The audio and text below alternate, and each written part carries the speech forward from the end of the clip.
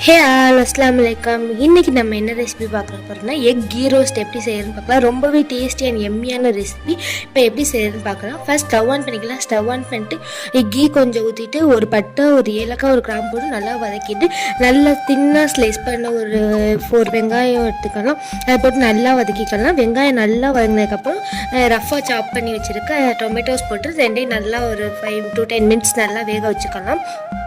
இப்போ வெங்காயம் தக்காளி நல்லா வதங்கினதுக்கப்புறம் தேவையான அளவு சால்ட் போட்டு நல்லா வதக்கிட்டு ஒரு 5 to 10 கேஷ்யூஸ் போட்டு அதை நல்லா மிக்ஸ் பண்ணிக்கலாம். இப்போ எல்லாம் சேர்ந்து நல்லா மிக்ஸ் ஆகுற வரைக்கும் கொஞ்சம் நேரம் வேக வச்சுக்கலாம்.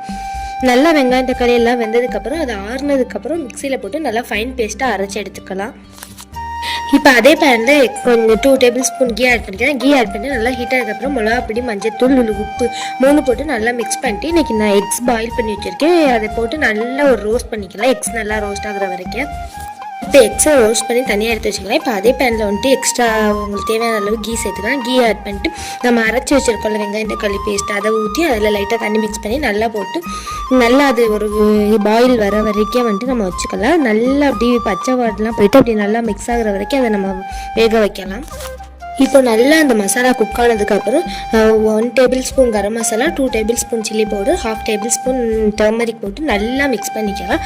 மிக்ஸ் பண்ணி அந்த ஸ்பைசஸோட பச்சை வாடை போகிற வரைக்கும் நல்லா நம்ம வதக்கிக்கலாம், வேக வச்சுக்கலாம். இப்போ நல்லா வெந்ததுக்கப்புறம் வந்துட்டு நம்ம ரோஸ்ட் பண்ண எக்ஸ் அதில் ஆட் பண்ணிக்கலாம். எக்ஸ் போட்டு நல்லா ஒரு 10 to 15 minutes அதிலே குக் ஆகட்டும். குக் ஆகிற வரைக்கும் நம்ம வெயிட் பண்ணலாம். மூடி வச்சு வேக வைக்கலாம். அப்போ தான் டேஸ்ட்டாக இருக்கும்.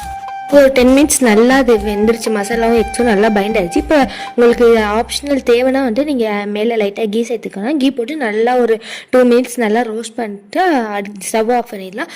இப்போ நம்மளோட எம்மி அண்ட் டேஸ்டியான எக் கீ ரோஸ்ட் ரெடி ஆச்சு. கண்டிப்பாக வீட்டில் ட்ரை பண்ணி பாருங்கள். தேங்க்ஸ் ஃபார் வாட்சிங்.